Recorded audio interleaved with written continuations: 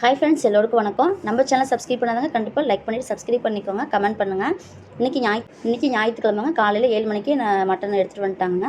அதாவது ஒரு ஆடை வாங்கி, இது வந்து கூறுக்கறின்னு சொல்லுவாங்க. ஆடு வந்து ஒரு ஆடு வாங்கி 10 பேர் வாங்கிங்க வெட்டி 10 சதக்கடி எலும்பு தனியாக 10ஆக பிரிச்சுருவாங்க. அப்புறம் குடல், எலும்பு, தலைக்கறி, எலும்பு, அந்த ஆட்டுக்கால் இருக்குது பார்த்திங்களா, அது மூணுமே அதை ஒரு 10ஆக பிரித்து 10 கூட போட்டுருவாங்க.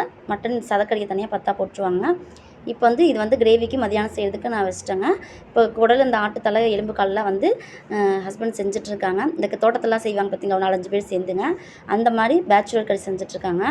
இந்த மாதிரி கூறுக்கறி எடுக்கும்போது இதை வந்து இப்படி சிம்பிளாக செஞ்சுருவாங்க. சாப்பிட்றதுக்குமே டேஸ்ட் நல்லாவே இருக்குங்க.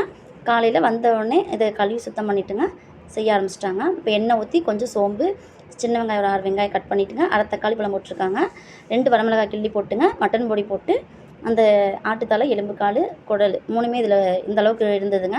அதை அப்படியே வணக்கிட்டுங்க, தேவையான அளவுக்கு தண்ணி ஊற்றி உப்பு போட்டு வேக வச்சோம்னா ஒரு 1/4 மணி நேரத்தில் நமக்கு வெந்துருங்க. இது வந்து சாப்பிட்றதுக்குமே நல்லா இருக்குங்க. பாப்பா 2 பேருமே அவங்க பெரியம்மா கூட ஊருக்கு போயிட்டதுனால ஈவினிங் தான் வருவாங்க. பிள்ளைங்க இருந்ததுன்னா அவங்களுக்குமே இதை தான் விரும்பி சாப்பிடுவாங்க. அவங்க அப்பா செஞ்சு கொடுத்துட்டு சூடாக அவங்களும் சாப்பிடுவாங்க. அதுக்கப்புறம் இவங்க சாப்பிட்டுக்குவாங்க. இப்போ பாப்பா 2 பேர் இல்லாதனால இந்த அளவுக்கு ரெடி ஆகிடுச்சு பாருங்கள். இப்போ இவங்க மட்டும்தான் சாப்பிடுவாங்க. நானுமே நான்வெஜ் சாப்பிட மாட்டேன். இப்போ கொஞ்சம் தேங்காய், மட்டனுக்கு கிரேவிக்கு திருவுறதுக்கு எடுத்து வச்ச தேங்காயில் கொஞ்சம் தேங்காய் திருவி கொட்டி கொத்தமல்லி தழை போட்டு இறக்கிட்டால் சூடான இந்த குடல், ஆட்டுத்தலை, ஆட்டுக்கால், எலும்புங்க மூணுமே ரெடி ஆகிடுச்சுங்க. சூடாக சாப்பிட்டா தான் நல்லாயிருக்குங்க. ஆனாலுமே நல்லாயிருக்கும்.